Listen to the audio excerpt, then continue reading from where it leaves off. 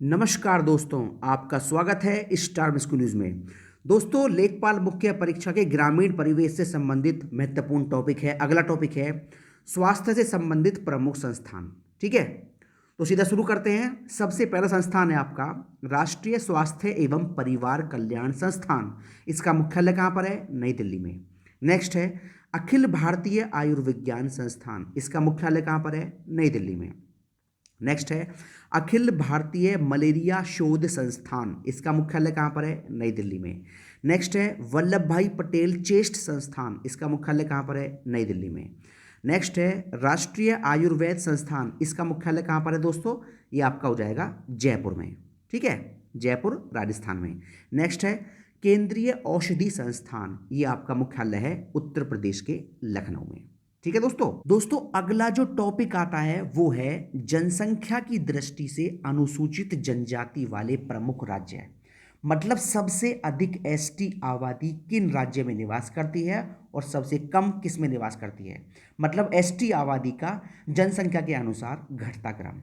तो भैया बहुत ही बढ़िया टॉपिक है। देखिए, सबसे पहला जो है मध्य प्रदेश आता है।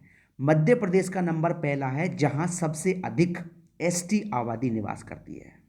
ठीक है, जनसंख्या की दृष्टि से। और ये जो आपका दिया है ये है 21.1%। दोस्तों इसका मतलब ये है कि जितनी भी मध्य प्रदेश की आबादी है उसका 21.1% जनसंख्या अनुसूचित जनजाति की है। तो कहने का मतलब ये है कि यहां जो आपको बता रहा हूं मैं, ये है जनसंख्या के आधार पर सबसे अधिक एसटी लोग निवास करते हैं मध्य प्रदेश में, उसके बाद महाराष्ट्र में, फिर उड़ीसा में, फिर राजस्थान में, और फिर आपके आते हैं गुजरात में। ठीक है, अब आपको बताने वाला हूं मैं सबसे अधिक एसटी आबादी कहां निवास करती है प्रतिशत के आधार पर। मतलब वहां की जनसंख्या का प्रतिशत जो है, तो सबसे अधिक एसटी लोग रहते हैं लक्षद्वीप में। ठीक है, किस हिसाब से? परसेंटेज के आधार पर। मतलब लक्षद्वीप की जितनी आबादी है उसका 94.8% लोग एसटी हैं लक्षद्वीप के अंदर। ठीक है, उसके बाद नंबर आता है आपका मिजोरम का। मिजोरम की कुल आबादी का 94.4% लोग एसटी हैं, अनुसूचित जनजाति है। उसके बाद नंबर आता है नागालैंड का। ठीक है, उसके बाद आता है मेघालय का नंबर, फिर आता है अरुणाचल प्रदेश का, और फिर आपका आता है मणिपुर का। ठीक है दोस्तों, इस प्रश्न में और आपका इस प्रश्न में दोनों में आपको अंतर समझ आया या नहीं समझ आया? आप मुझे बताइए। ठीक है, देखिए ये तो आपकी जो जनसंख्या है एसटी की, वो है आपकी जनसंख्या के आधार पर। मतलब सबसे अधिक एसटी लोग कहाँ निवास करते हैं आबादी के आधार पर पूछे तो आपका मध्य प्रदेश है, और घटता क्रम ये है।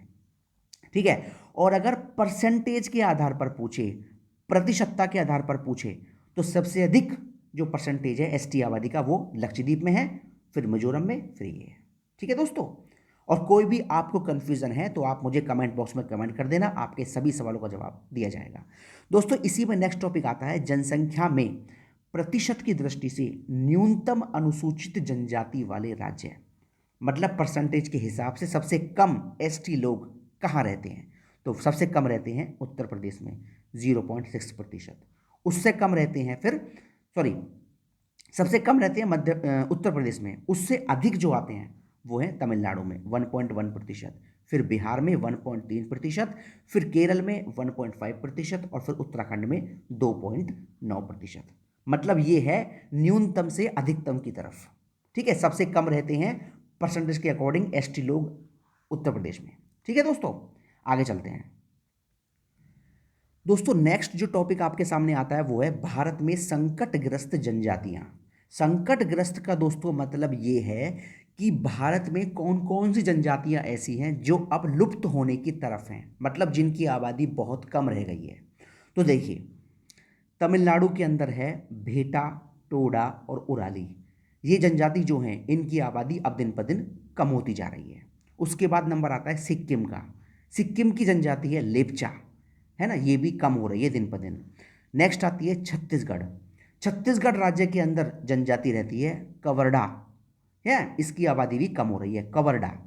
नेक्स्ट आपकी आती है उत्तराखंड। उत्तराखंड की है राजी जनजाति, है ना, इसकी आबादी भी दिन पे दिन कम होती जा रही है। नेक्स्ट आती है अंडमान निकोबार द्वीप समूह की जनजातीय ओंग, जारवा और शैम्पेन। तो ये सब जनजातियां जो हैं, जो इन राज्यों में निवास करती हैं, इनकी आबादी दिन पर दिन कम होती जा रही है, इसीलिए इनको बोलते हैं संकटग्रस्त जनजातियां। ठीक है दोस्तों, तो ये हो गया आपका आज का वीडियो। लेखपाल मुख्य परीक्षक ग्रामीण परिवेश का महत्वपूर्ण टॉपिक है।